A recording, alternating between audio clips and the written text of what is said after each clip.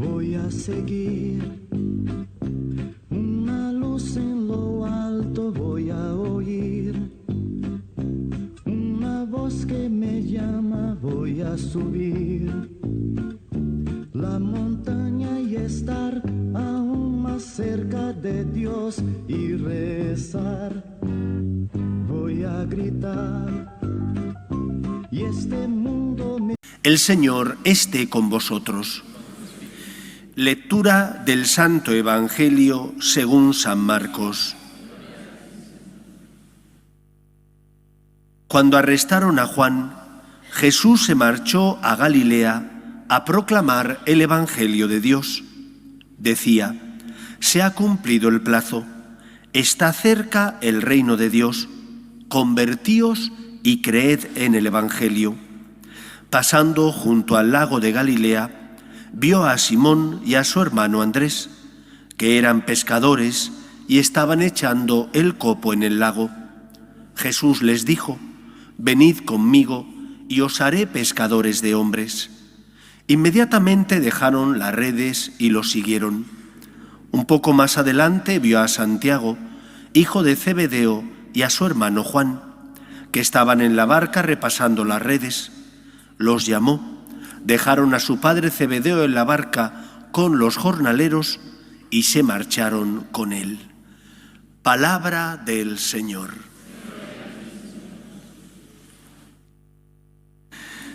La carta a los Hebreos empieza de la siguiente manera: en distintas ocasiones y de muchas maneras habló Dios a nuestros padres por medio de los profetas.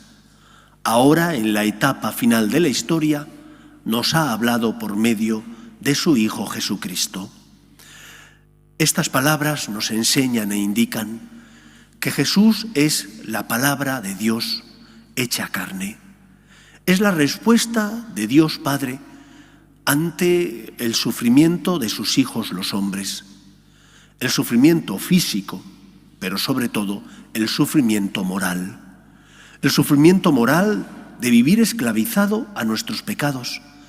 El sufrimiento moral de experimentar una y otra vez que hacemos el mal que no debemos hacer ni queremos y que dejamos de hacer el bien que deberíamos realizar. Dios responde y lo hace por medio de su Hijo Jesús. Es verdad que a lo largo de todo el Antiguo Testamento, a lo largo de la historia de la salvación, Dios habló por medio de los profetas, pero ahora en la etapa final de la historia nos ha hablado por medio de Jesús. ¿Quiénes eran los profetas?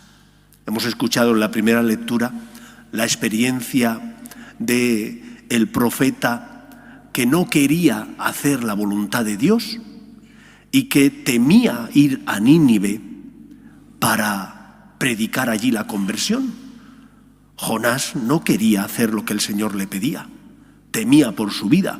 Pensó: si voy a Nínive y les digo que tienen que cambiar y vivir de otra manera y dejar su mala vida, voy a pagar la osadía con mi propia vida. Y todos sabéis la historia de Jonás, cómo se alejó de Nínive, se embarcó, pero ese barco en el que iba solo sufría desdichas. Echaron a suertes a ver quién era el que ocasionaba esas desdichas y le tocó a Jonás. Y entonces reconoció ante sus compañeros que no estaba siendo fiel a lo que Dios le pedía. Dios, a lo largo de la historia de la salvación, se ha servido de instrumentos para hacer ver a su pueblo cuál era su voluntad. Profeta es aquel que habla en lugar de Dios. Y por lo tanto, el Señor nos cuida, nos ama y nos quiere, y por eso siempre protegió a su pueblo Israel. Pero la prueba máxima del amor de Dios es Cristo, que la segunda persona de la Santísima Trinidad, sin dejar de ser Dios, se encarnara asumiendo nuestra condición, se hiciera hombre para compartir nuestra suerte y viniera para enseñarnos el camino que tenemos que seguir para ser libres y por lo tanto verdaderamente felices. Por eso hemos de recordar el pasaje en el que el joven rico quiere seguir al Señor y le dice: Maestro, ¿qué tengo que hacer para salvarme? Y el joven rico recibe una respuesta que le deja insatisfecho. Jesús les dice: si quieres salvarte, cumple los mandamientos. Y él responde: Maestro, eso lo llevo haciendo desde niño. Y Jesús le dice: una cosa te falta. Vende todo lo que tienes, da el dinero a los pobres y luego sígueme. ¿Qué tenemos que hacer para salvarnos? ¿Qué es lo que el Señor desea? ¿Qué nos pide Cristo que hagamos? Porque Él viene no para condenar al mundo, sino para que el mundo se salve por Él. Lo primero que tenemos que hacer es vivir los mandamientos, que nos enseñan a no hacer el mal. Pero no basta solo con no hacer el mal. Es fundamental también hacer todo el bien que esté en nuestras manos.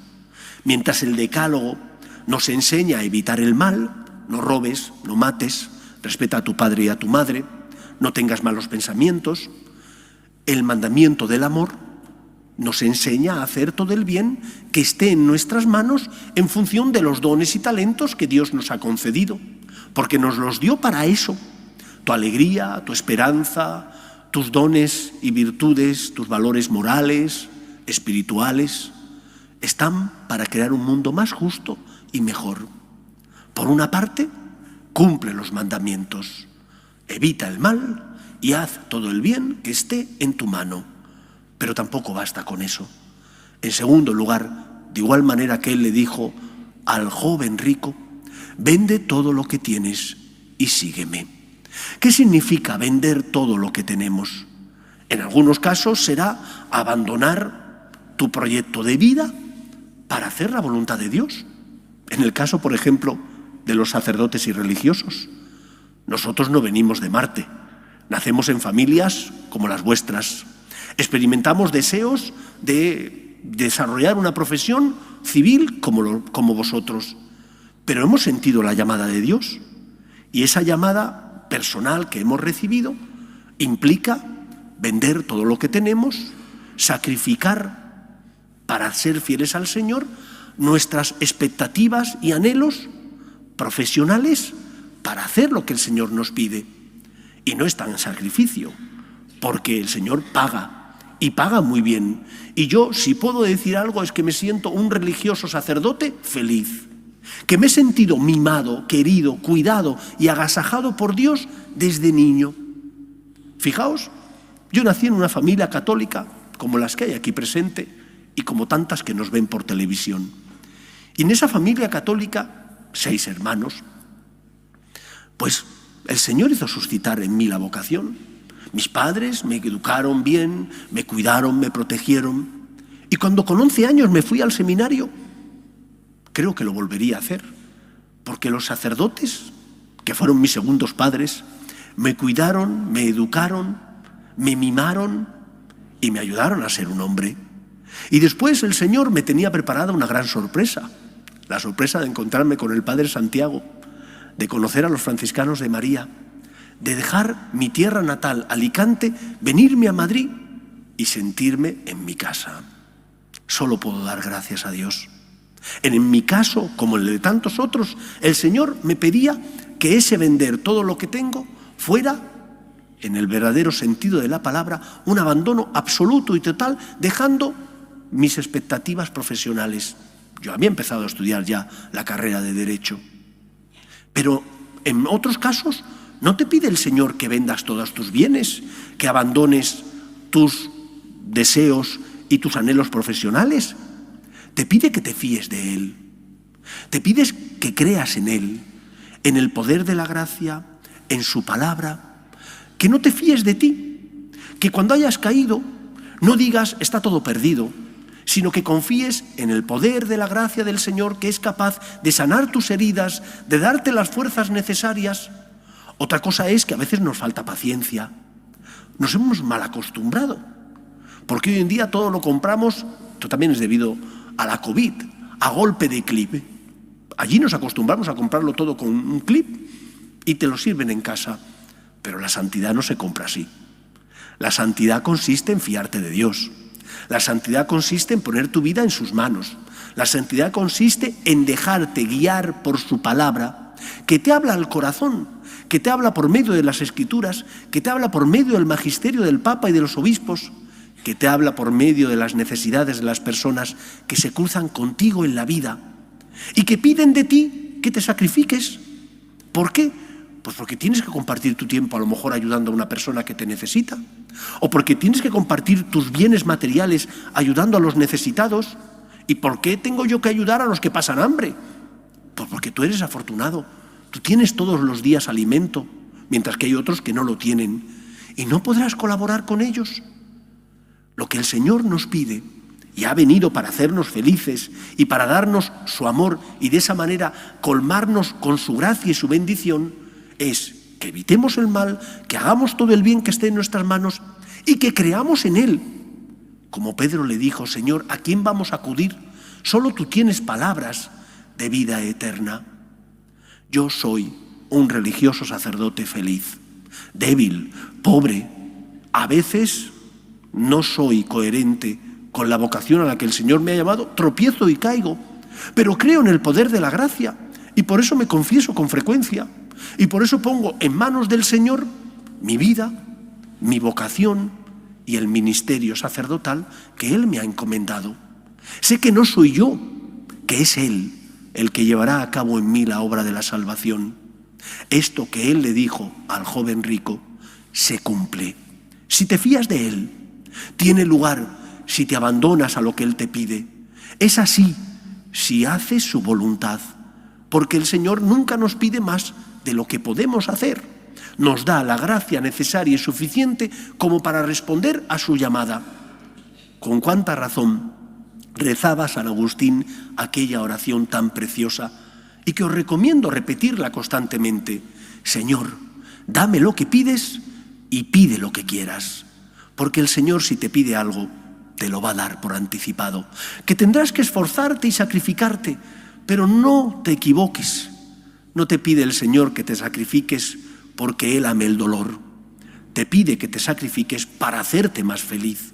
Y cuando das, eres mucho más feliz. Y cuando te das, eres mucho más feliz.